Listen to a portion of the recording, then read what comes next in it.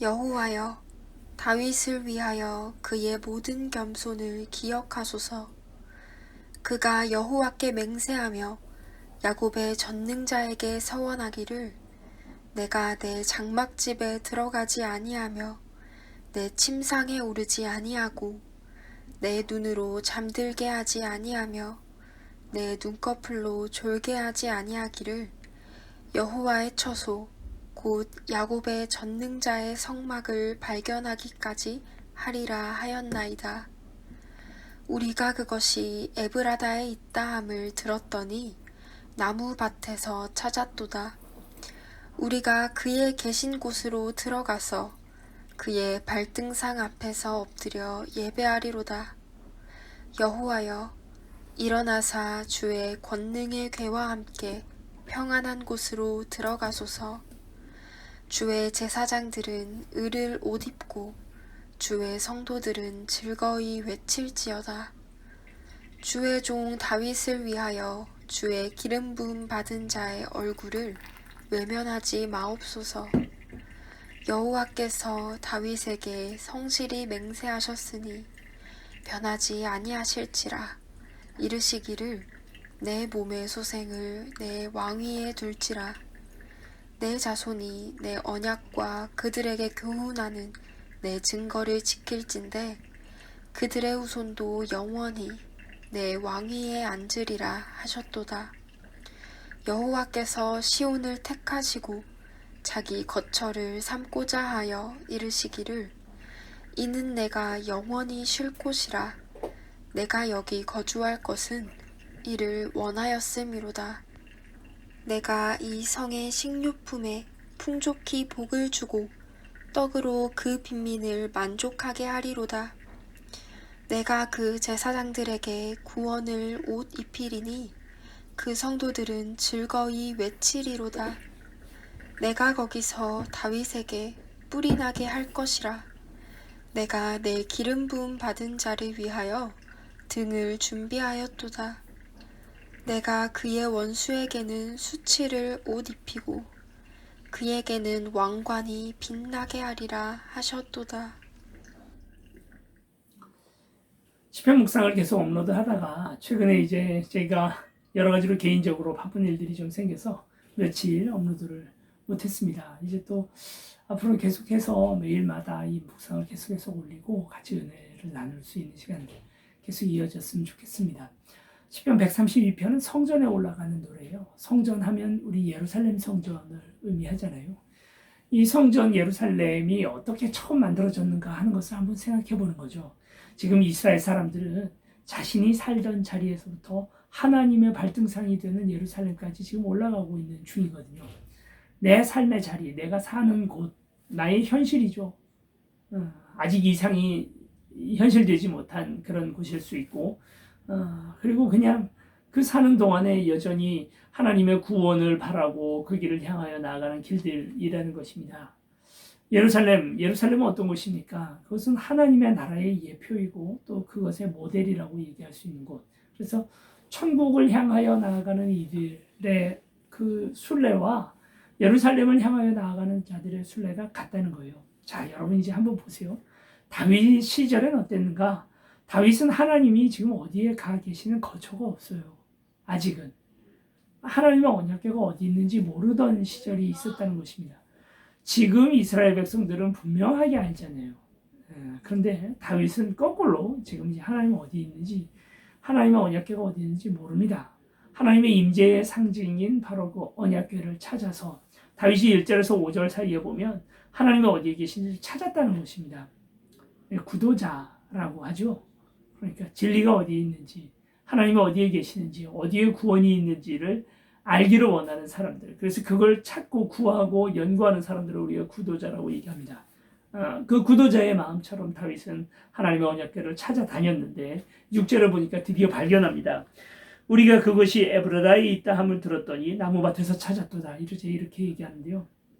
여기서 에브라다라는 것은 에브라임을 의미하는 것이고, 그리고 나무밭에서 찾았다라는 말이 나오는데 이것은 기럇 여아림을 이르는 시적인 표현입니다.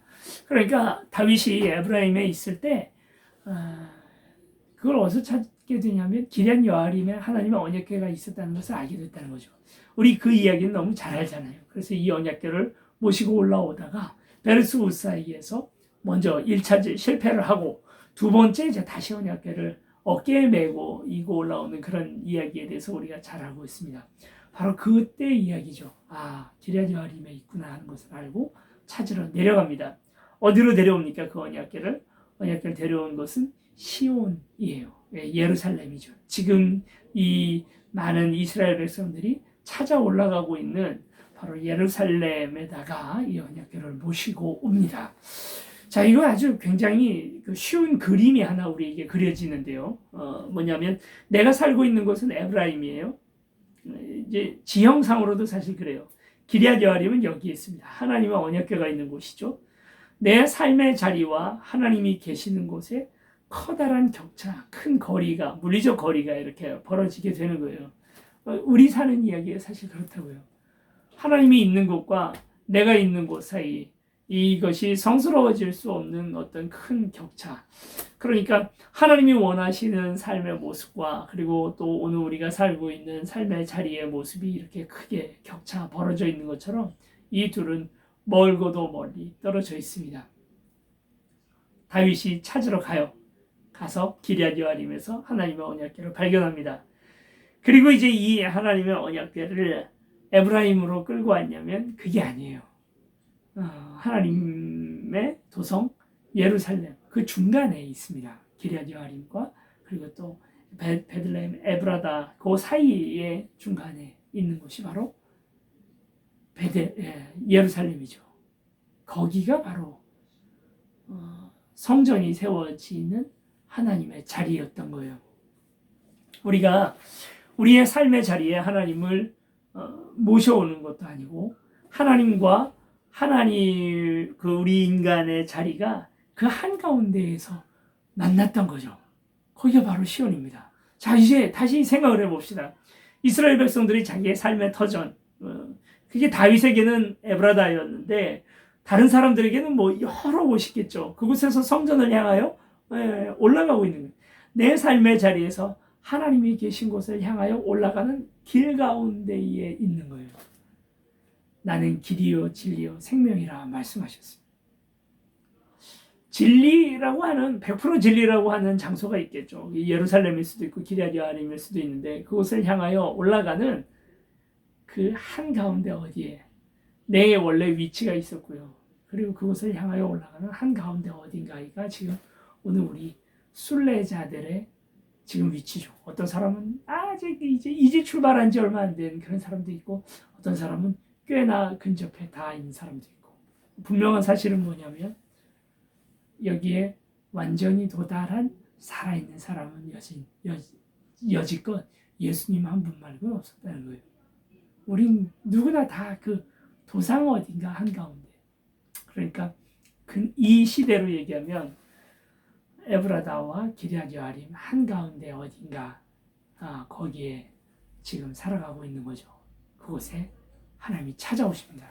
13절 말씀에 보면 여호와께서 시온을 택하시고 자기 거처를 삼고자 하여 이르시기를 시온을 여호와 하나님께서 그분이 선택하셨습니다. 그곳을 자신의 거주로 삼으십니다. 다시 말씀드리지만 예수님은 길이요 진리요 생명이십니다. 예수 그리스도를 통해서 우리는 예수 그리스도를 향하여 나아가는 거거든요. 정말 중요한 건 목적지에 도착했느냐 하는 것보다 더 중요한 게 그 목적지를 향하여 가는 길 위에 우리가 섰느냐 하는 것이 훨씬 더 중요하다는 얘기예요. 가는 과정, 천국을 향하여 나아가는 그 한가운데 그 길이 우리에게는 전부예요. 그게 곧 진리고 진리로 나아가는 길이 진리다라는 사실. 이게 오늘 우리에게 굉장한 인사이트를 주죠. 내가 여전히 도착하지 못했어요. 좀 쉽게 예를 들어서 설명을 드릴게요. 나는 여전히 진리를 추구하지만 진리 가운데 있지 못해요. 나는 구원을 추구하지만 구원에 있지 못해요.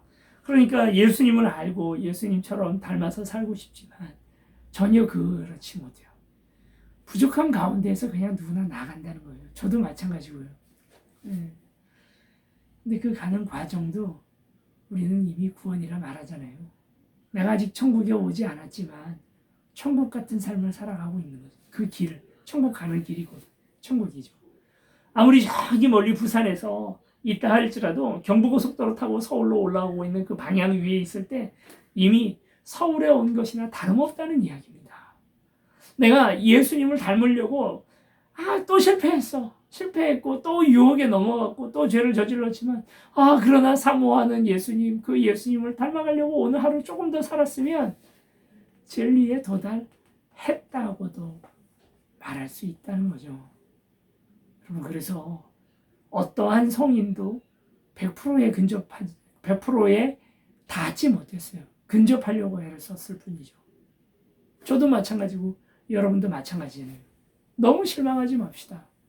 예루살렘은요, 하나님의 나라, 하나님의 임재는 기럇 여아림과 에브라다 한가운데 있었습니다. 여호와 하나님이 그곳에다가 자신의 거처를 마련하셨어요. 궁극의 목적지와 그리고 오늘 우리가 살고 있던 삶의 현장 그 한가운데 어딘가는 우리에게 굉장한 의미를 줍니다. 다시 돌아와서 성전에 올라가는 중이에요. 성전에 도착하지 못했어요. 이 사람들은 길 가운데에서 순례해서 예루살렘에 올라가는 중입니다. 그 길이 하나님이 계시는 진리의 터라는 거죠. 거기에도 하나님이 동행하고 계시다는 거죠. 구원, 완성된 구원을 여러분 보았다 보지 못했다 때문에 감정적으로 기뻤다 즐거웠다를 가지고 내가 오늘 하루를 천국을 살아냈다고 생각하실 게 아니고요. 오늘 좀 하루 실패했더라도 애를 썼다면, 그래서 한 걸음 한 걸음 더 천국을 향하여 한 걸음 더 나아갔다면 여러분이 이미 천국을 살고 계시는 겁니다. 너무 어려웠나요? 안 어려웠을 거예요. 잘 다시 들어보시면 그렇게 어려운 내용이 아닙니다. 오늘 저와 여러분의 시온이 천국 가는 한 길 한가운데 있었다는 사실을 다시 생각하시고 하나님의 언약 그거 붙들고 하나님의 임재를 향하여 오늘 한 걸음 더 나아갑시다.